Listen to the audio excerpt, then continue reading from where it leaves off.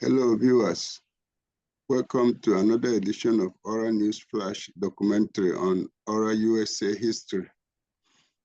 With us today to review part of the history of Aura USA from where he met it is our former president and patron, Chief Tony Okpara. With me to interview him today is our current National Secretary, Mazi Austin Ofoha. Of course, I'm the King Charles Anomodu, former National Secretary of ORA USA. Before I bring Chief Tony Okpara to say hi, let me introduce my fellow interviewer, Mazi Austin Ofoha, to greet our people. Mazi Austin Ofoha, you can unmute yourself. Hello, my fellow ORA USA members and the general public. I welcome you to this edition of our documentation on ORA USA history. Today we have a very interesting guest, one of the most dynamic past presidents we have had in ORA USA history. He will be talking to us on what he knows about the origin of ORA USA and the history of the association, which he was privileged to lead proudly for many years. And that's the person of Chief Tony Okpara has already introduced. I encourage us to sit back and watch this documentary. You're going to learn a lot from this repository of ORA USA history. You're welcome, viewers. Thank you, Mazi Austin Ofoha. Now, I would like our guest, Chief Tony Okpara, to greet our viewers before we ask this first question. Chief Okpara. Greetings, first of all, to both of you gentlemen, Deacon Charles Anomodu and Mazi Austin Ofoha. It's a pleasure to be interviewed by both of you. Greetings, our viewers. I'm delighted to be part of this interview to talk about my tenure or to talk about what I know about ORA USA. And I'm looking forward to the questions you guys will ask, and I will answer them to the best of my ability as we move forward. Thank you. Thank you, Chief Okpara. As the 5th president of ORA USA, you have done so much and you know so much about ORA USA from the point you began to become part of this great association. Can you tell us where you started and what you knew from that point as the beginning of ORA USA, from your own point of view? Where did you join ORA USA? Actually, to the surprise of many, and I'm quite sure it will surprise both of you, that I actually was part of the formation of ORA USA, but not as active as a lot of people have been. I was a member of Upper Dallas during the late 90s when ORA USA was being talked about. Actually, there was a time ORA had a meeting in Dallas. I used to travel a lot for my company. I was always on the road. That time, ORA had a meeting in Dallas, and I happened to have been home on a field break. I attended that meeting. Actually, the owner of the hall where that meeting was held was Sebastian Iruji. I attended the meeting, and also there was another meeting that was held at one of the hotels off of 75 towards downtown. There was a big commotion that day in terms of who was going to represent Upper Dallas in that meeting. I was in that meeting as well. Again, I wasn't a fully active person, but just I happened to attend those meetings anytime I was home on field break. Those were the formative years. Chief, are you able to remember some of the dates, the years these things happened? I know it was in the mid-90s. Okay. Because on one of the meetings, actually the one that was held at, I don't know if it was Holiday Inn off of Central, there was a big commotion, Achor Rabuchi and co, as to who was going to be upper representative. I mean, they were struggling. They had to take tables. They had to carry the chairs to who will be sitting there. It was a big struggle there that day. That was the second ORA meeting they had in Dallas. The first one that I attended was at Sabi Wuji's Hall. And that one was actually at a hotel. And they were both in the 90s. I used to live in Plano, Texas then. Okay. So did you remember, I believe from our interaction with the previous presidents and other people we interviewed, that what you are referring to could be the days that of the first attempt to form ORA USA, led by Dr. Collins Okehe and other people, which later became moribund before Definitely, it was restarted. Yes. Okay. Definitely, yes. Okay. So were you in Atlanta when the first convention that started the first presidency? No, I was not. Okay. So after that, those events in mid-90s, when did you rejoin ORA USA? Actually, I joined ORA USA because after Dallas, my company transferred me to Seattle.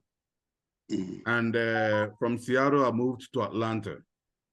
The first ORA USA convention that I fully joined and participated in was the one held in Miami. 2003? No, I think it was 2006. Okay. That one did not it did not go scotch-free. It had its problems as well. They were going to pull the plug. The sponsor was going to pull the plug even a week or so before the convention. Okay. So what role did you play in that convention? Were you more active than you were in the 90s? Yes, because did you represent were you a delegate? No, I wasn't a delegate. Okay. I came as a member, interested in what ORA USA was doing. Because by then, I had stopped traveling as I used to before for my company. Okay. Okay. Mazi Austin, do you have any question for Obedike? Is he there? You're muted. Sorry.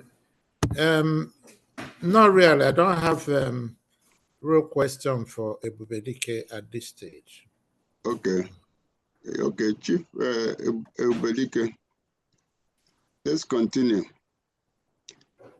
I recall that your election as vice president and as president did not have any opposition in all the elections you ran.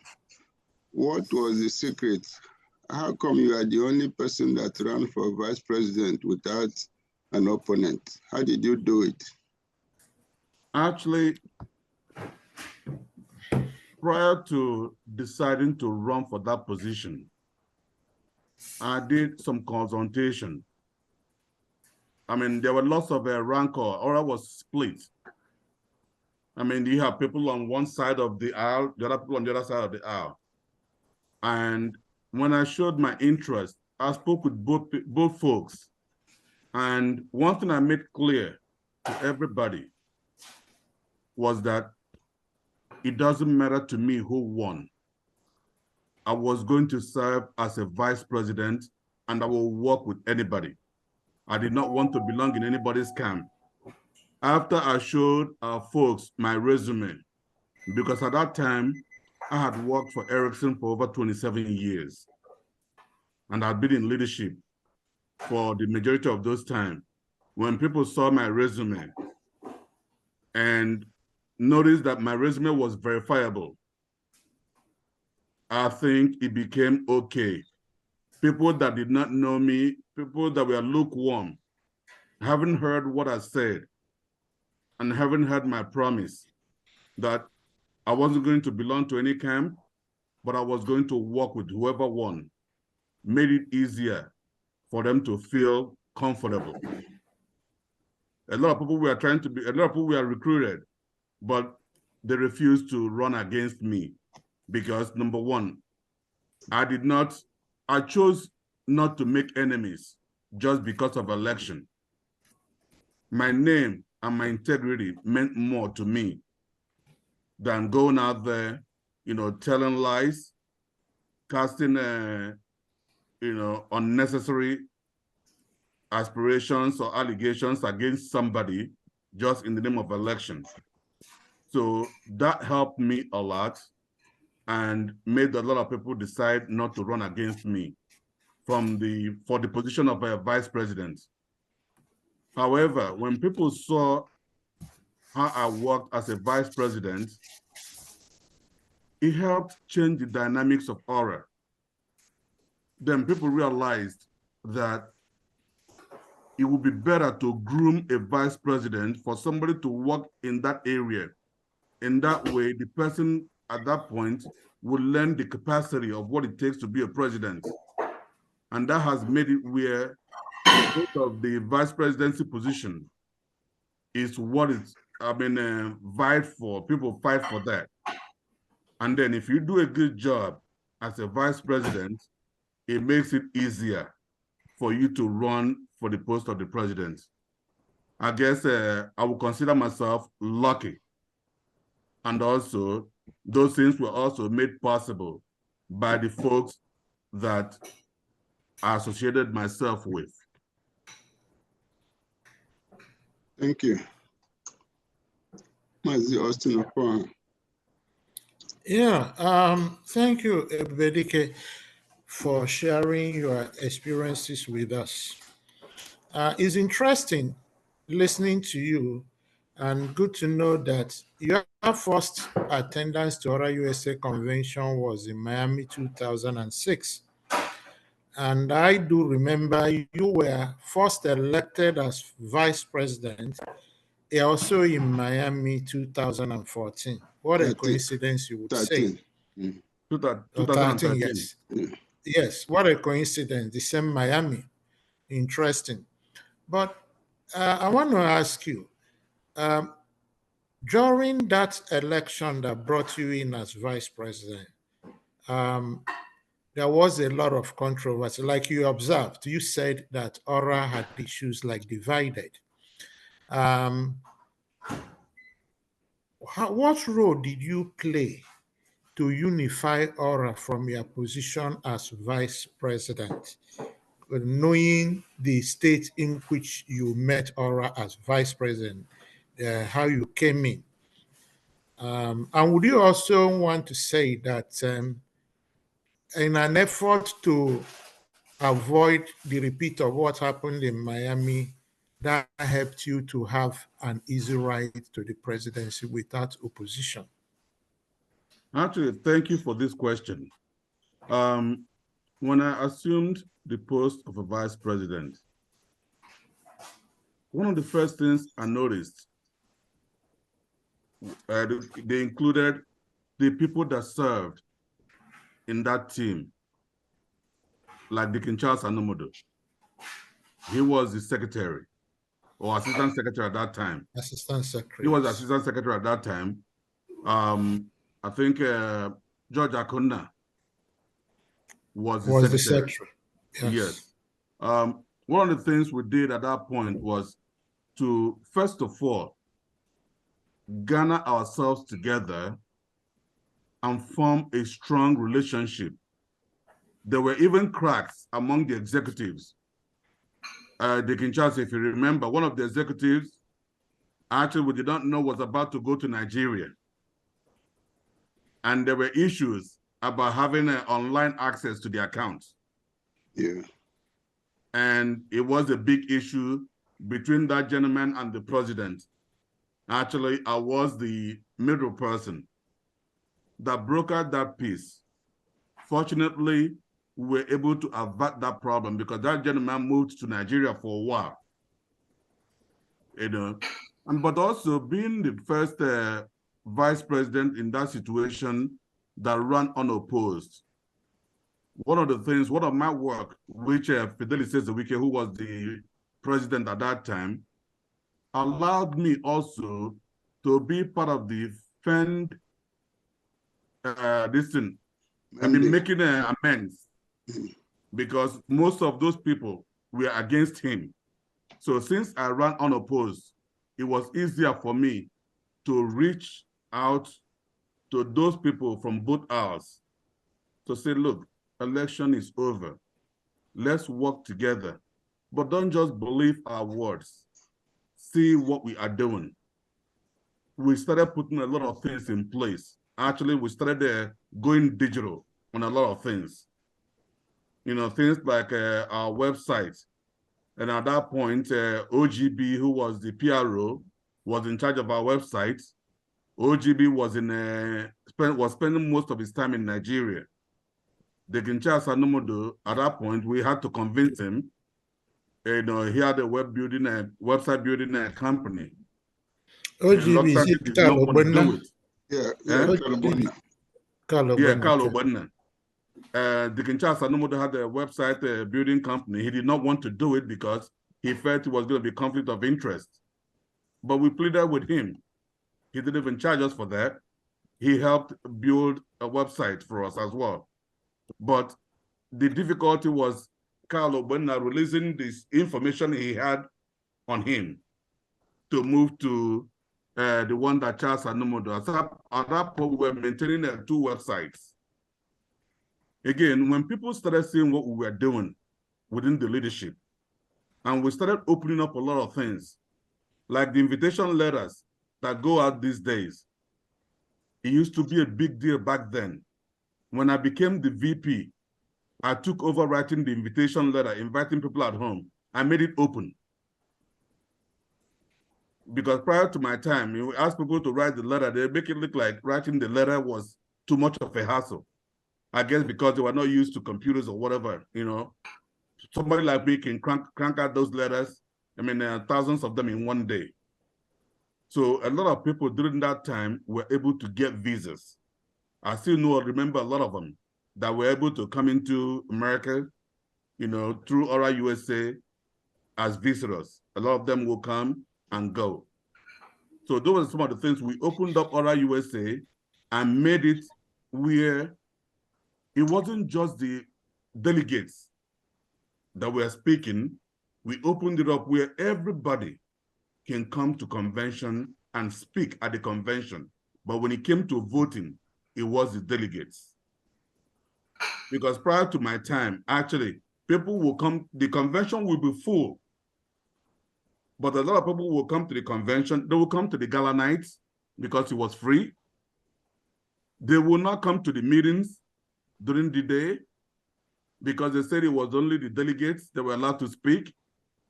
And then they will come to the cultural night because it was free. But the gala night, they will wait around 1 a.m. when the gate is thrown open. Then they will come in. When you start doing reconciliation, you will see an affiliate will say they had 70-something people that came to the convention.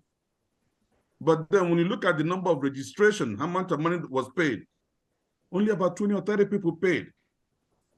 You were like, wait, what happened there? So during my regime as the VP, we changed it where registration started early and you had to pay in order to get on a cultural night. And I'm hoping you remember that. Yes, yes. Was it when we started having name tag? Yeah, no, we were having name tags before. The name tags did not stop them. Because they waited till 1 a.m., like you said. Yes, when nobody was collecting fees anymore. to come inside. Okay. But we started doing it where you don't come in to the cultural night without paying. Okay. Thank you. Okay. Thank you, Mr. President. Sorry, Mr. Okay. Chairman. There's an aspect of my question our patron has not addressed. I asked, would you think that circumstances or events that happened in Miami 2013 during the election helped your smooth ride into the presidency? I would without say yes. opposition. I think it also helped it. And I think the hard work also as a VP and the team I worked with, also made it a lot easier as well. There were lots of different factors that when added together, helped make it an easier ride for me to ascend to the throne of the president without a challenge. Thank you. Thank you. Mr. President, before I ask further question on your presidency, were you in the 2009 convention in Dallas? Yes, I was. Okay, so if you were there, what do you remember that happened that shook ORA to its foundation and which ORA is glad to have survived?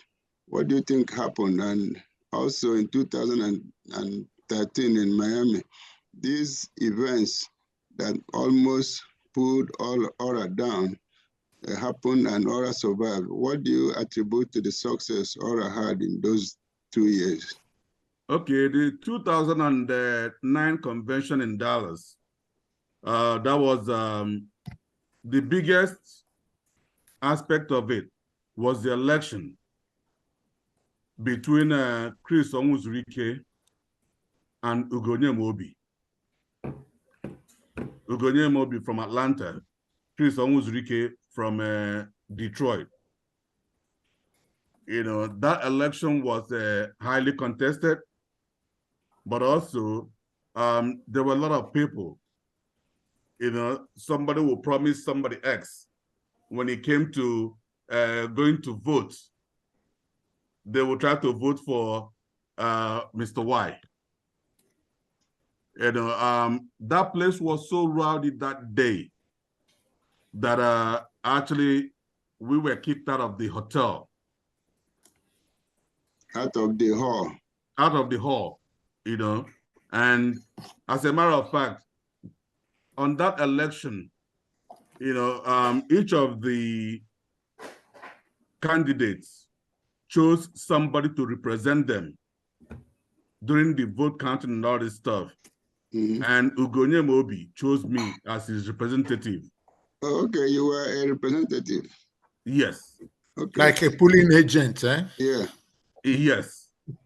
So I was one of those. So I was in the middle of the whole thing that day, and then if you can imagine, for the post of PRO, Colette Odedibo also ran for the PRO.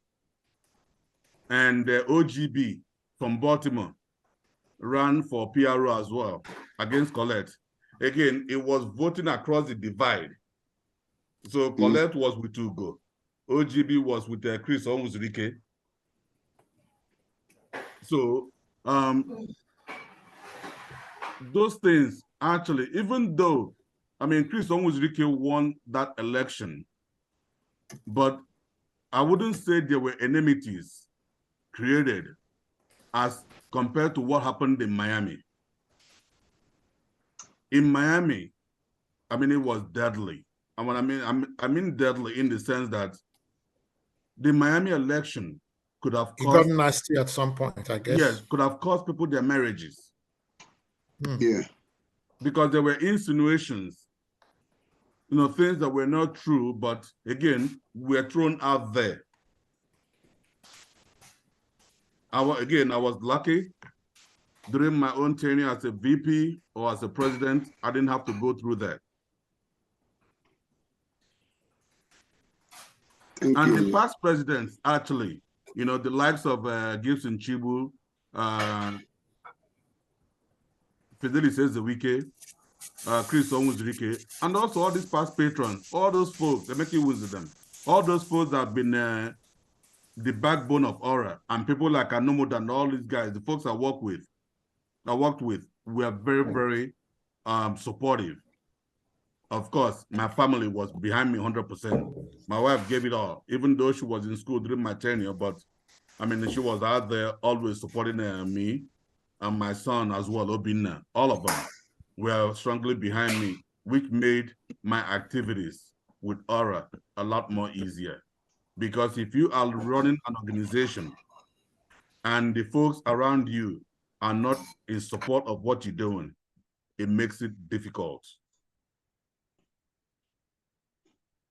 Mr. President, follow up on the 2009 election in Dallas. We have talked to Chief Chris Onwuzurike, who ran then as a president, but we haven't had the opportunity to talk to Ugonye Mobi, who was his opponent.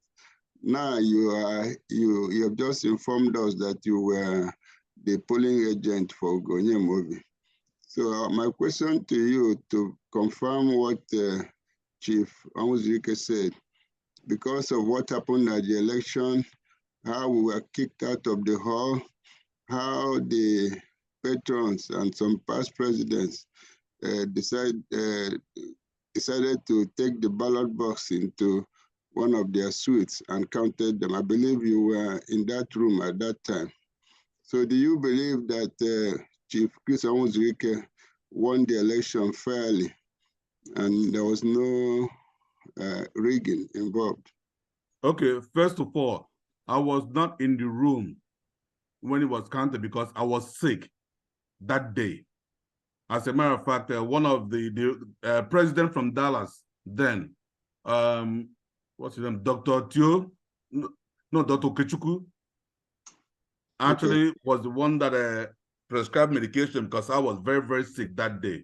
However, even though I wasn't in the room, but I was there when the vote was cast, casted, right, at the hall.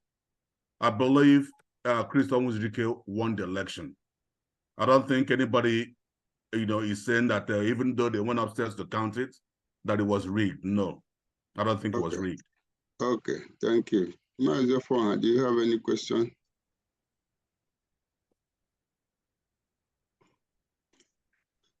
You're muted if you are speaking. Okay, until you get into his presidency, I would have questions. Then okay, Mr. President Ubedike. Where are you? Okay, we have already said you were elected in vice president in Miami. Yes. Where were you elected president? I know you was also unopposed, but where? In Chicago. Oh, in 2017. Your city. Oh, in 2017. Yes. Okay, was there any incident in that election, whether for you or for other candidates? I think there was an incident because I believe somebody from Baltimore wanted to run for position. No, not Baltimore. I think it was Philadelphia.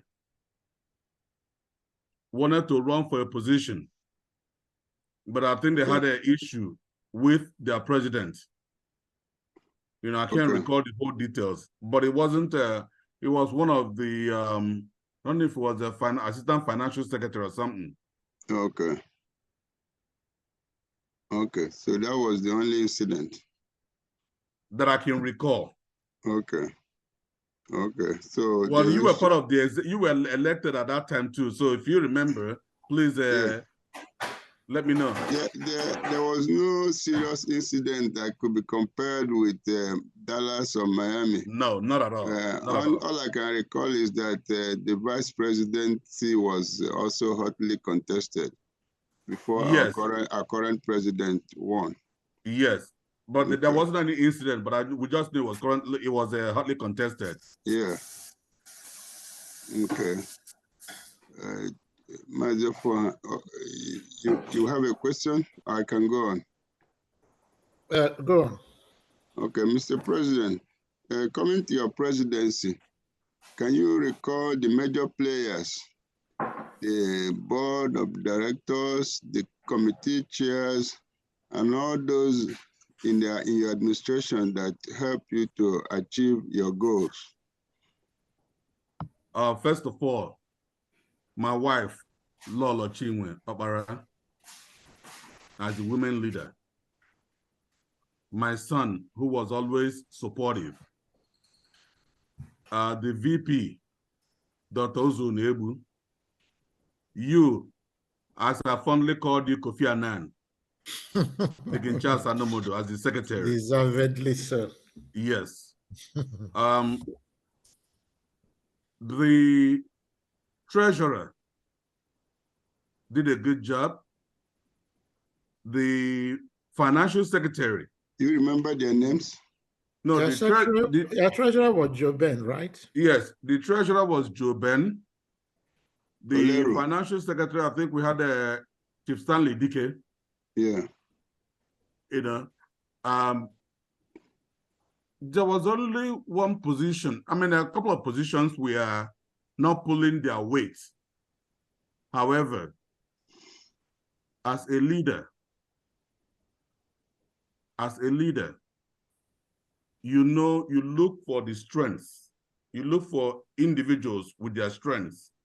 And if there's anybody that's not pulling his or her weight, you work within the group to help lift the person. Because to me, I've always believed you work hard to get it done rather than to give excuses while it wasn't done. You Mr. work hard to President, get it done right, because if you have to repeat it, it's costly and it's painful. But also, one of the things we did during my regime was going digital. Because the world was going digital, we went digital. I mean, we had, like you said, the patrons, the board chair folks. I mean, during my administration, I mean, we started engaging the youths. Like I said, my wife took care of the women wing, appointed a dynamic person, Mrs. Ijome Zadenka, who built the youths and took the youths, made the youth program what it is today. We also, I mean, changed a lot of things, the way things were being done, like the bus tour. I mean, all those things, we revamped ORAUSA's website. The one Deacon Charles was helping us run. And then when we also finally got some more information from Carlo Wenner, we extracted all those things and rebuilt ORAU website that is being used today. That was done during my regime. We introduced all those payment systems. I mean, we did a lot of things here with you guys' help. In my first term, it was Anomodo was one of the pillars. My second term, you know, you came in, just not for Even in my first term, there were issues, even emanating from my own local affiliates. You know, those pillars of ORAUSA had to step in when Atlanta was lacking behind or not moving with the same speed we were moving during our first convention. I had to call on external forces outside of the executives because, again, I believe in doing whatever it takes to get the job done rather than to give excuses while it wasn't done. We summoned courage, called on a lot of people, and we were given the marching orders to move forward with or without Atlanta. And we had a successful convention in Atlanta in 2018. Mr. President, you just brought up this issue we could have forgotten, but thank God you brought it up. You remember that Atlanta is your own affiliate, but during the 2018 convention in Atlanta, it was like a Herculean task for you, having a convention in your own affiliate. Can you narrate to our viewers, people who are wondering what really happened in Atlanta in 2018 and why did it happen? Actually, what happened was as a result of false information. Atlanta, just like any affiliate that wants to host a convention or that's hosting a convention, will check with previous affiliates that hosted conventions as to how it went in terms of the revenue. So one of the things that were happening before, like I mentioned earlier, a lot of people will come to the convention, they will eat, they will do everything, but they will not register. And some people would also make pledges, but will not do good on their pledges as well.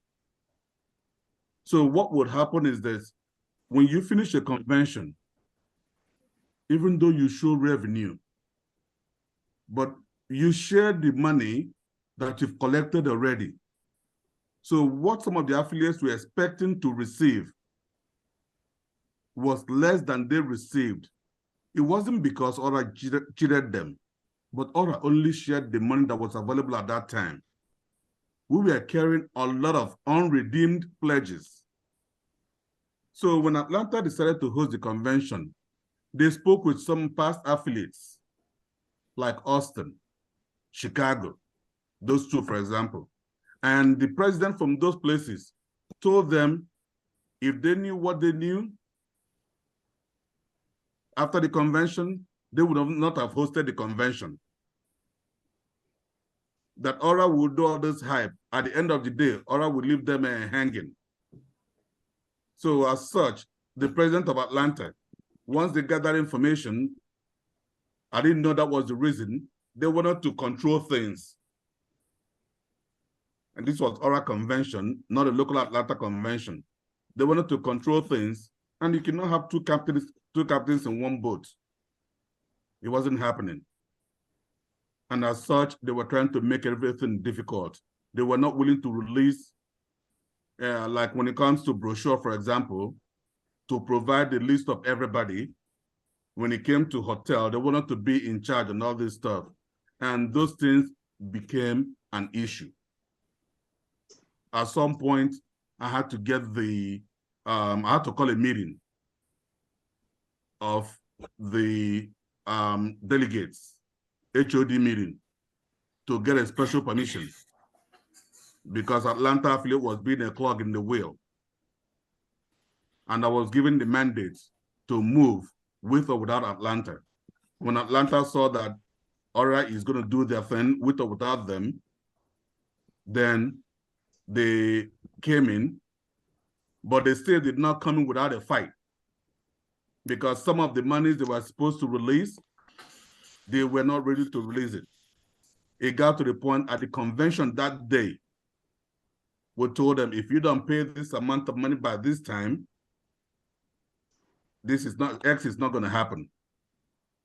It had to take somebody, one of our sons, Attorney Chris Wachuku, guaranteed that payment of that money, if you remember. Yeah. Yeah. After Atlanta,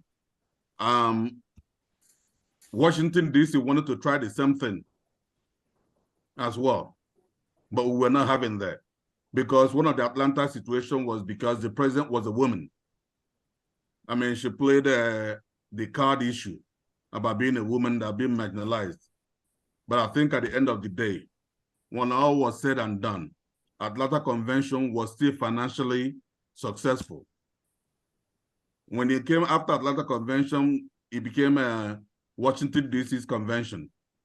And when the president of Washington, D.C. wanted to play the same card, we told him from the get-go, Atlanta has played this card, it didn't work, don't even go there. And he's kind of slowed down, he relaxed, but then he still did what he did. Unfortunately, since that convention, you know, a lot of things, a lot of folks have now shown up because of the roles they played. Thank you, Mr. President. Mazi Austin Ofona, do you have any question or follow-up? I have a question, maybe a follow-up. Bedike, what you said is quite instructive. I've come to notice that many a times affiliates do not release the money that is meant for ORAUSA. I was at the Houston account reconciliation meeting. I was at Baltimore account reconciliation meeting, and I noticed that these affiliates held back all the money they collected. The only way ORA was able to retrieve this was during the sharing. In fact, some of them after sharing, they have nothing left because it's either they're owing ORA or what they are to get is very, very minimal. I'm just saying it to buttress the point you made that these affiliates, they begin to think that, look, we're going to control the resources, which is not going to help us. But having said that, I want to comment that your administration was indeed momentous. You had challenges and you did overcome them. And you ended up having one of the best performances in ORAUSA history. Your administration was indeed a landmark, I must say that. But what is quite what I want you to talk about, which for some of us is still amazing how you pull through, is the COVID era. We've never seen a thing like that before. It was a global pandemic. And I know many organizations, even corporations, went under. And some organizations just, that was the end. But you were able to evolve. Tell us how you went about leading ORA under pandemic. I noticed you even had conventions, even in the midst of that, had elections. Some even affiliates, some organizations could not. Tell us more about this. We want to know. Thank you. The secret is going to be out now. If you notice, what we did during the pandemic era did not start that day. This is because of the groundwork we had laid. When I came in as a VP, you know, with Deacon Charles Anomodo, Fidelis Ezewike, and all this stuff, we started doing things instead of manually, we started doing things digitally. Like I mentioned earlier, we started putting a lot of things on cloud instead of faxing papers. During our time, we had e-groups. I mean, we were using all these online applications. We rebuilt our website.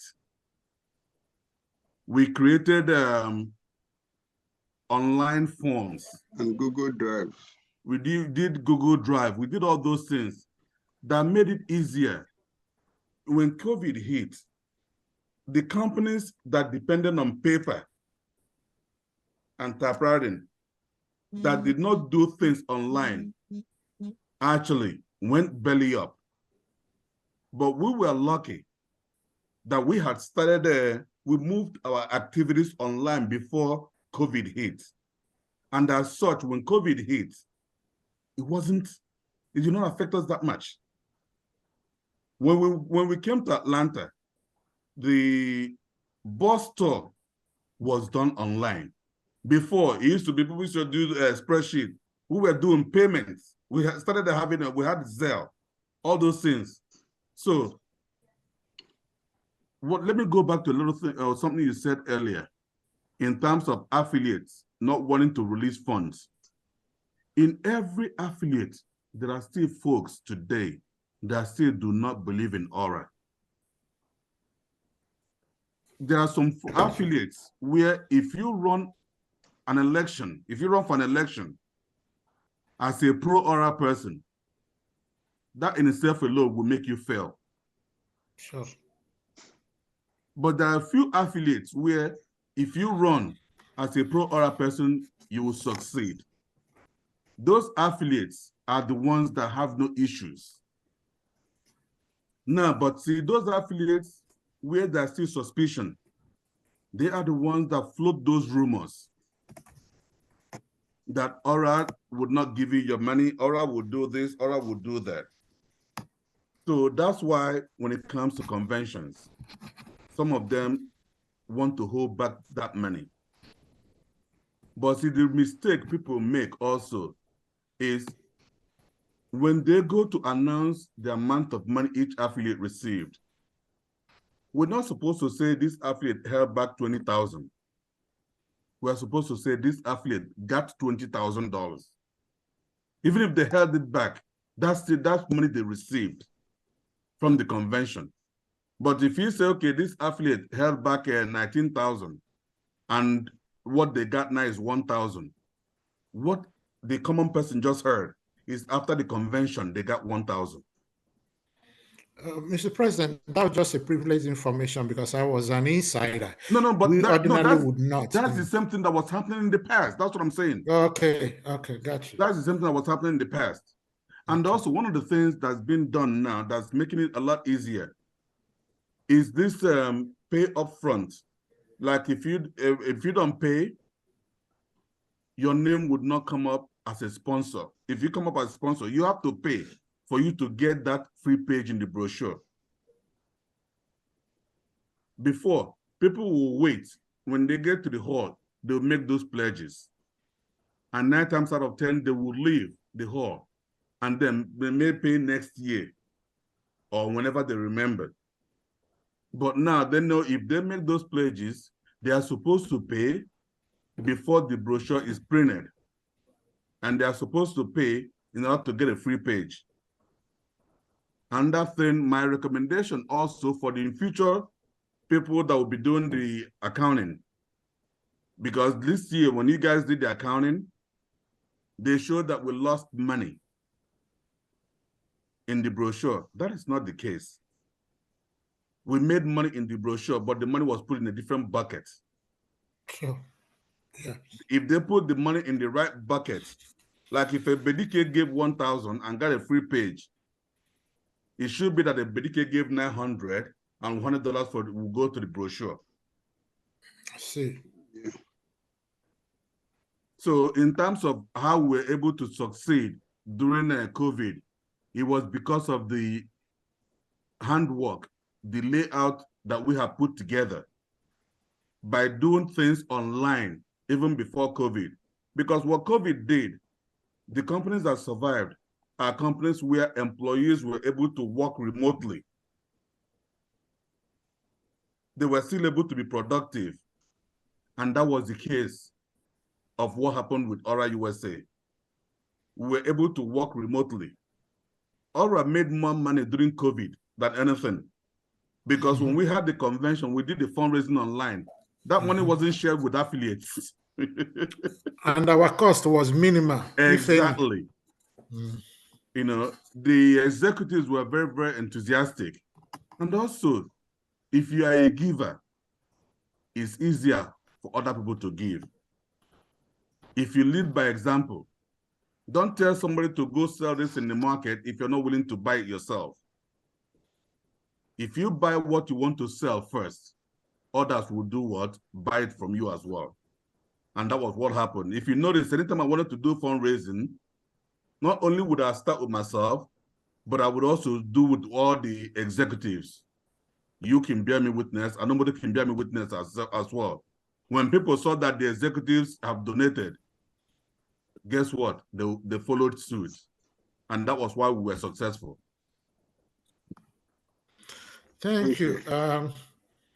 Thank you. I noticed that with your innovation of virtual meetings through Zoom, ever since ORAUSA has adopted that model, both for our HOD meetings, ESCO meeting, before it used to be teleconferencing.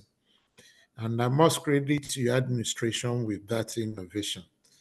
Thanks a lot, Ebubedike. Mr. Chairman, over to you. Thank you, Mr. President. Now, coming to your, although we have talked about your first term, no, your second term, but let's go back to your first term.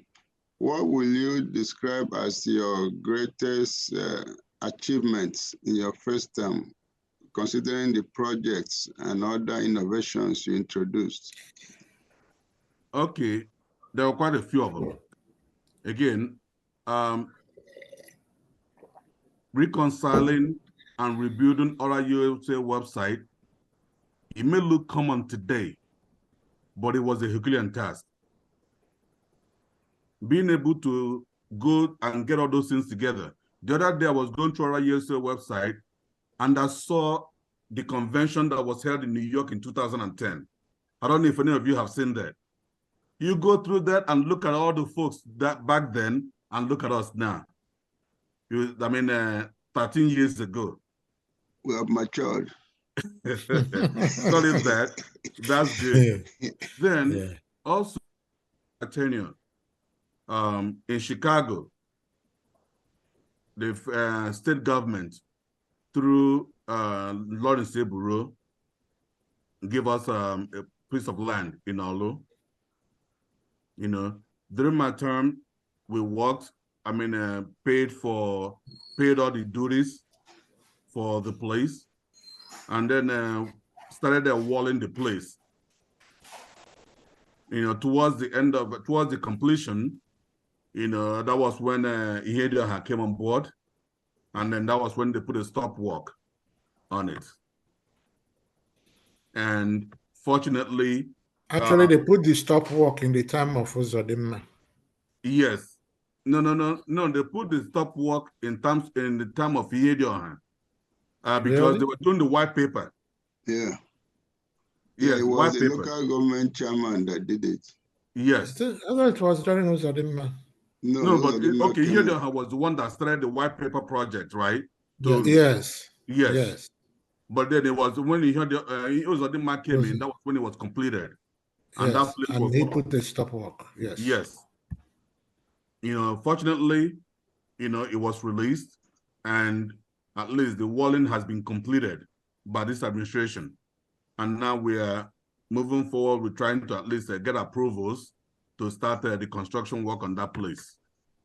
But in terms of at least the activities that are going to be done there, again, I started during our regime, because I use this case our regime. You know, both of you were part of my regime.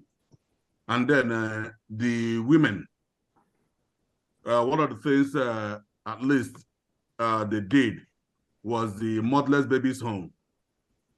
That was also an innovation from the First Lady, because one of the things that were just doing before then was the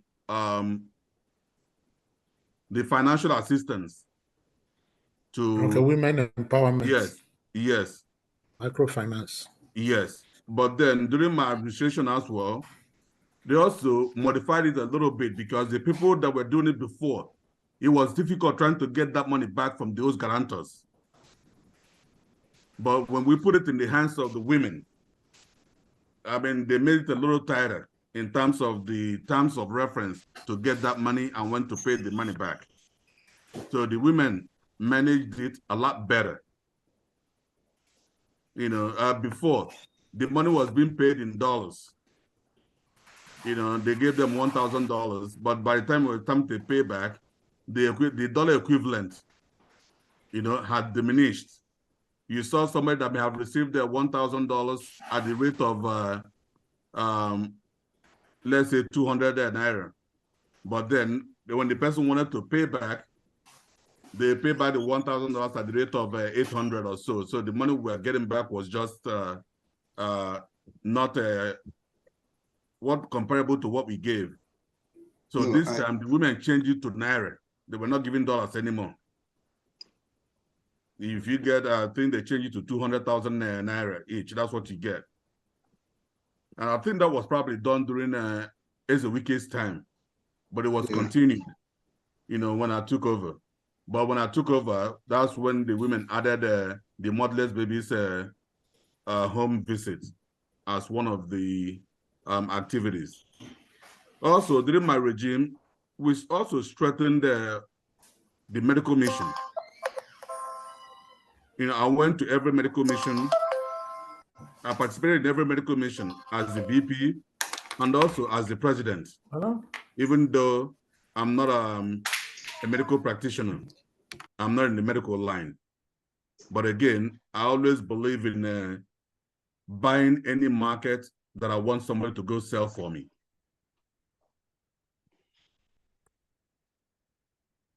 Okay, Mr. President. So those are your achievements for your first term. Are there any more for the second term? Did you have any mortar and brick achievement or project that you either started, continued, or finished? Actually, the second term was when COVID hit. Mm-hmm. You know, as such, we did a palliative. Again, you change when things around you change. And that's the mark of good leadership, the ability to change. I mean, the ability for you to look at what is going on without your company going out of business. And that happens when you have good people working with you. Like today, this oral bereavement program that is going on now actually started during my regime. But unfortunately, the assistant financial secretary who was tasked to develop that after I gave them the framework did not pull as much weight as she needed. The good thing is that when the new president came in, who was my VP, and who also followed along the same line with what I did, this is one good thing that's helped ORA in the past. In Nigeria, the government, any new government that comes in, abandons the other project that's been going on before, start their own new one. That's why you have a lot of unfinished projects. But we are lucky in ORA. Once a good path is set, the successive administrations look at what was going on, what the previous one did, and then build on it. And that's what is helpful. That's what has been helpful. When you have somebody who is the president, if the person came through the ranks as the vice president, because that means that person was part of the decision making when he or she was the VP for that project. So that means that person would understand that project. It wasn't a new project for that person. If that person believed in that project when he or she was the VP, he wouldn't have any difficulty believing in that project as the president.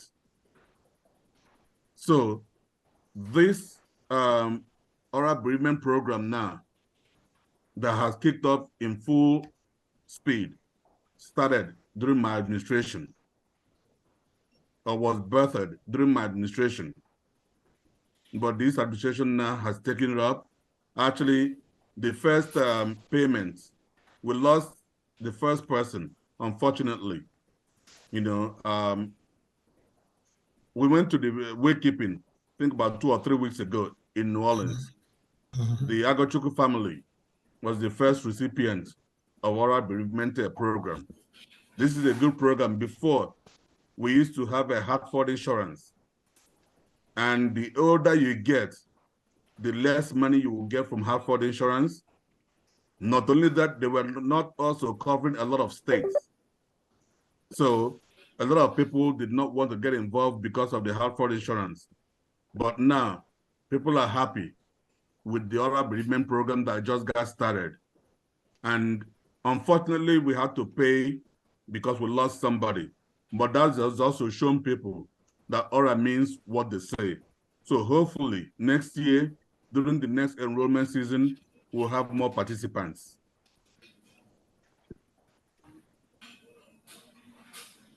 So to come back to your question, about brick and mortar, capital projects during my second term.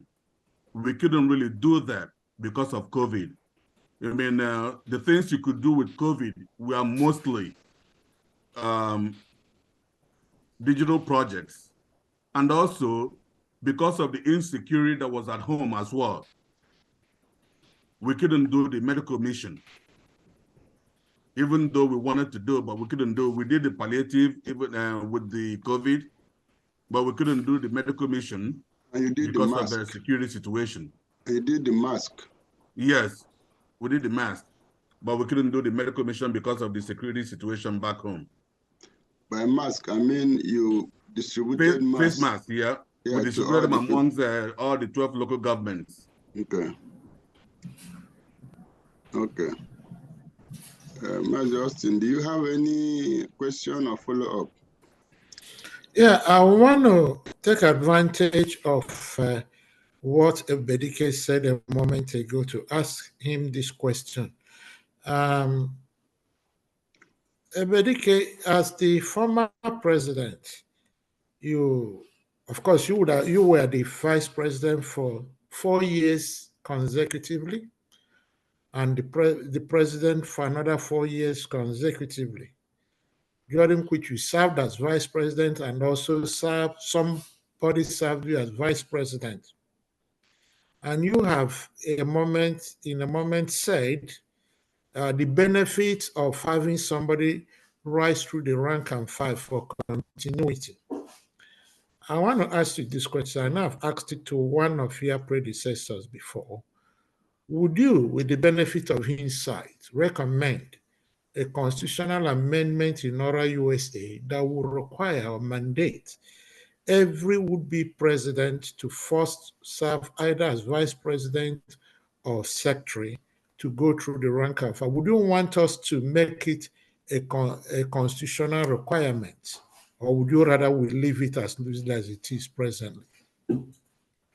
I would not recommend making it a constitutional requirement, because somebody may serve as the vice president and not do a good job at all.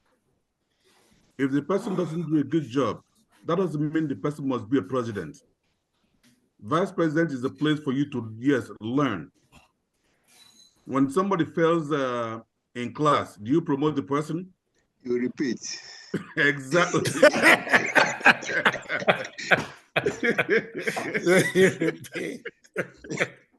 Yeah, you repeat that class, but you don't get promoted. Yes. And then if you fail, some schools have it, if you fail 2 times, you fail and fail out. Yes. No, I wouldn't recommend making it a constitutional requirement. Okay. Okay. Mr. Are you done with your questions? Yes. Okay, Mr. President. Going forward with your administration, and we have talked about the COVID years,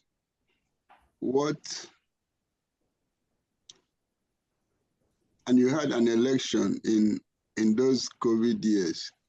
What lessons did you learn from the COVID years that we can use to improve how we do things in ORAUSA at the moment, whether COVID or no COVID? We must continue to digitize our activities to the extent that we can. If we look at what happened in Baltimore in terms of name tags, that should not have happened. Name tag is something we have been doing before. We've even set things up where if you register for the convention online, all that information goes to the back end of a spreadsheet. As people are registering for the convention, people should be printing the name tags. I mean, when you go to seminars, by the time you get to that seminar, your name tag is already on the table, waiting for you. If you already assigned a room, at the hotel, instead of even being at the table, they will give you a package that will contain your name tag, whether it's a bottled water, or in this case, we do brochures, we do all these things, right? Yeah. All those things should be in that bag already. Because you already, if I register, you already know I'm coming. So there is no need anymore for people to stay in line to wait for name tags, for people to stay in line to wait to pick up the brochure. We suffer our folks that are doing the registration. They don't know what goes on inside the convention just because our folks do not listen. Or when we give the deadlines, we ourselves do not uphold it. If you say you will close this by 6 p.m. tonight, and you close it by 6 p.m. that day, the next day, if you say you close it by 8 p.m., people will remember that you said you were going to close it by 6 p.m. You did. They'll be like, a Bedike doesn't play. He's going to close it. Guess what? They will start obeying. So we need to start doing those things. That was my advice to the current and future administrations. Still on that, since we are now doing physical, having with the end of COVID, one of the problems we have at our convention is starting events on time. We have talked about closing on time. How about starting on time? How do we bring out people to the event venue on time, so we can start on time? Because that's why we don't close on time. Okay, number one, this name tag, I'm going to use Baltimore as an example. And also, I'll reference the Mbise scenario. If you remember what happened in Baltimore, the Mbise, I don't know if you guys remember what happened to the Mbise folks. In Dallas. That could have happened to us in Baltimore. Yeah. If it wasn't the intervention of myself and watching Emery, that's Dr. Watching Emery from Baltimore. From Maryland. Yes, when we saw those lines, that place was full. They were trying to do name tags. We went and called Uzo. Watching Emery called me and said, Bedike, what do you do? He told me, call Uzo. We called Uzo. I said, Uzo, you need to decongest this hallway right away, or else you're going to be shut down. We lost money doing that. But guess what? Losing that money doing that was better than us being shut down because of fire hazard. But what caused that? It was because of name tags, something that was avoidable. We had the same mistake in Houston, and then we had the same mistake in Baltimore. Deacon Nanomodo, you know, you're not part. Yeah, you are part of this administration. You do participate in the OCOC. Austin Forhan, you are part of this administration. Please continue to sing this like a song in the OCOC. Once people start registering, please start asking questions. Have we printed the badges of those that have registered? The answer to those questions should be yes. As people are coming in, their information, their badges, even for bus store, all those things are now online. We've improved it where people will put the sizes of their t-shirts. So when somebody's paying for bus store, he or she has put in, they pay for the t-shirts, they've already put in the size of the t-shirt. Get all those things, put them in the same bag. Once they come in, you hand them over to the person. The t-shirt, the bag, everything. So that will help, you know, minimize the delays. Luckily, Mazio Foha is the executive secretary.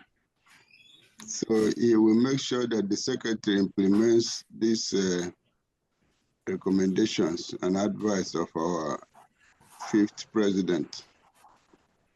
Sure. Well, I will see to that. I will work with the executive to make changes.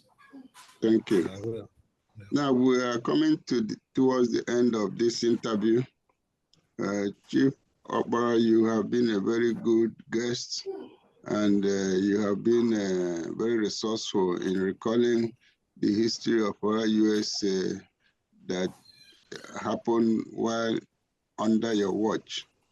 Now, my question is to you before we conclude this.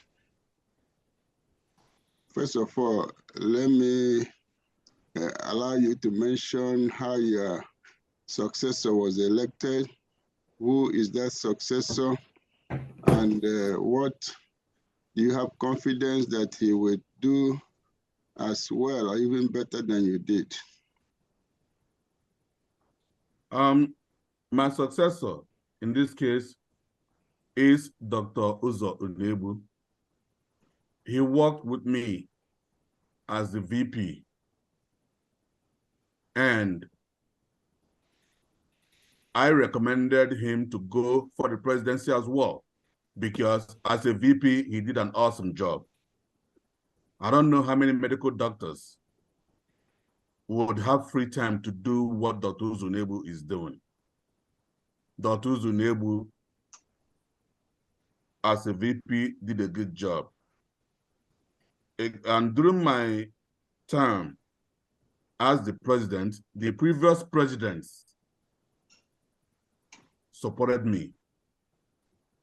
One of the previous presidents that was actually, I would say, sidetracked himself, which was Meki Wunze. Luckily for me, he came back into the fold during my presidency. And as you can see, all the past presidents are now very, very active and participative. All the patrons, Jeff Uju and co, all of them are actively involved. A lot more people are actively involved. The women wing, before, ORAUSA women, you used to be able to put their picture on one page of the brochure, but you can no longer do that these days.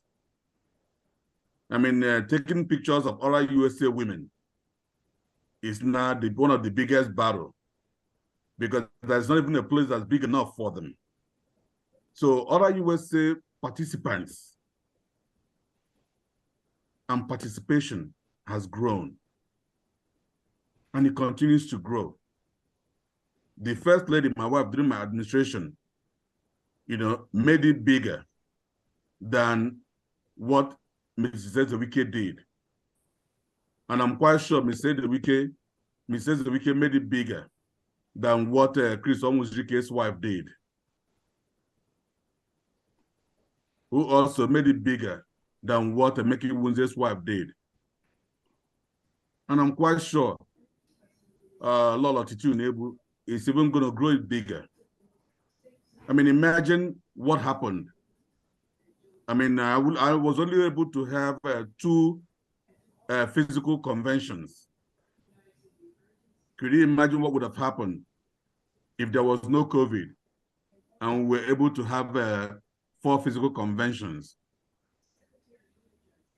These days, our people are looking forward to ORAUSA convention as their vacation time, their family vacation. And that's why when I heard about the hotel situation in Boston, we're praying for them to at least be able to get a place that is less expensive.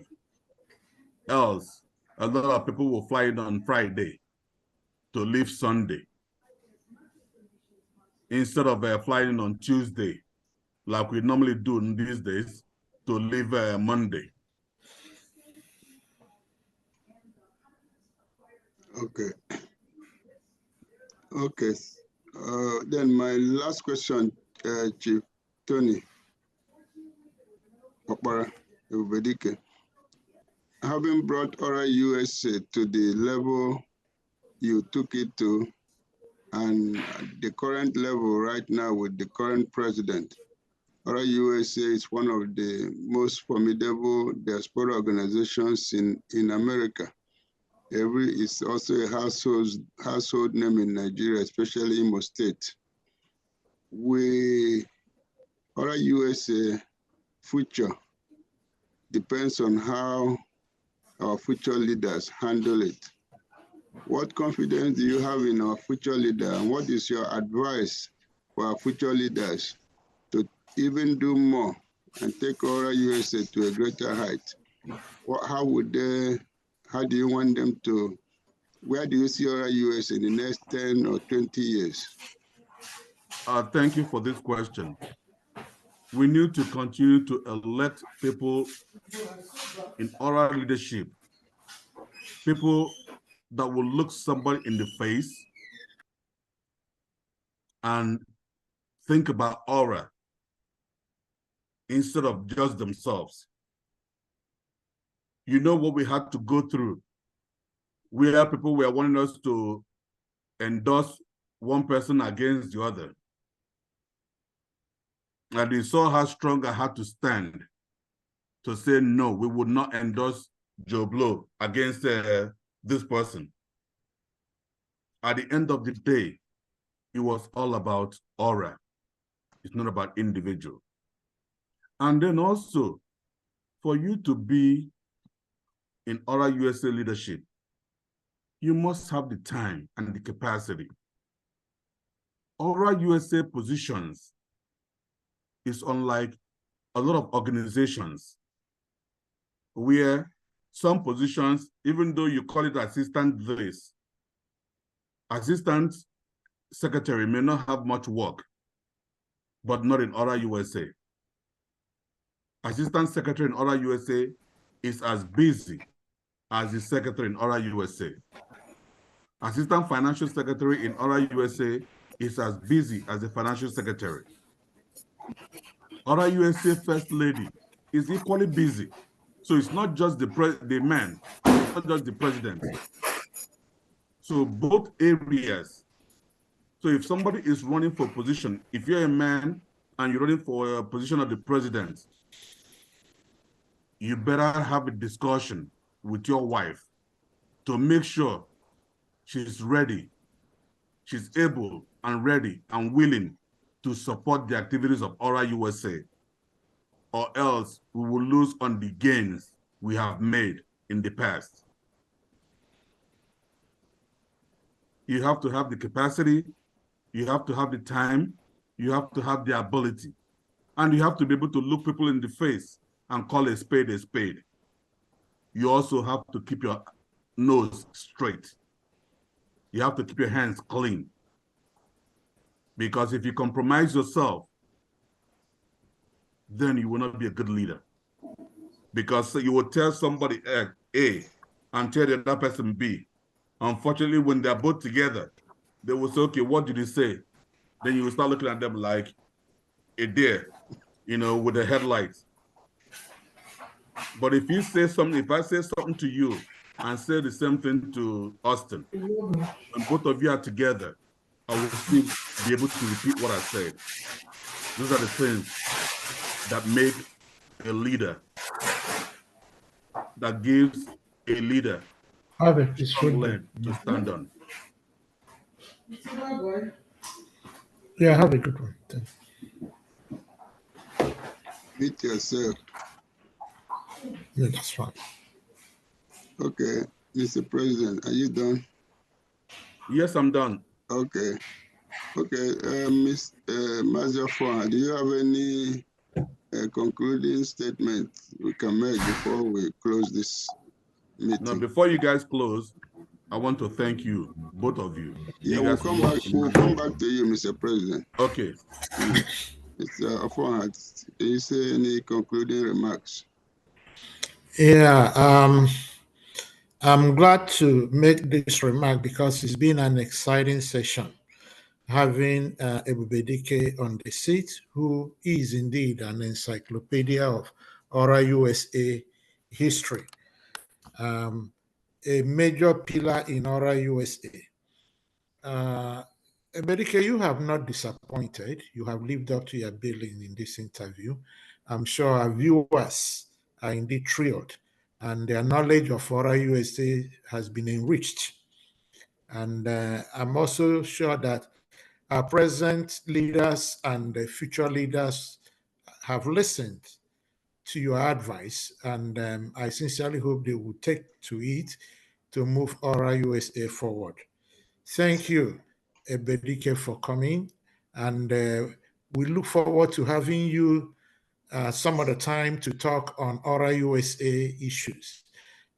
Thank you, and thank you, our viewers, for listening. We look forward to having you again, and when next we have opportunity to interview any of our leading members of ORAUSA. Thank you, and have a good one. Thank you, Mr. Fuan. Now, Mr. President, you can make your closing remarks. Again, I want to thank both of you for this interview. I want to thank the past leaders. I want to also continue to wish and pray that we don't forget those that have left, us. There are lots of folks that worked with us that are no longer with us, but that's what nature brings. I'd like to thank my family. I'd like to thank the ORAUSA family, my executives, and also the future leaders, for them to always remember that ORA is for all of us. The affiliates to remember that there are only 12 local governments in Olu, and all of us are in this together. This is a race for all of us. I'm retired now from the corporate work. However, community service is now taking a center stage. So I would always be there to render support if and when needed. As usual, I will not impose myself, but when called upon to help, I'll provide any kind of support I can. Thank you very much, our listeners and our viewers. It was a great pleasure. It was a great pleasure serving ORAUSA with the support of my family and friends. Thank you, Mr. President. You may have retired, but I know you are not tired. I'm not at all. Far from that, obviously. I'm not at all. You are still strong and healthy and active to continue to serve our community. Yes. Thank you for agreeing to talk to us today. We thank all our viewers, and we wish you all well, and wish ORAUSA well. And we look forward to bringing some other ORAUSA news to you in future. Thank you. Thank you all. Thank you very much. Mm-hmm. Yeah. Bye.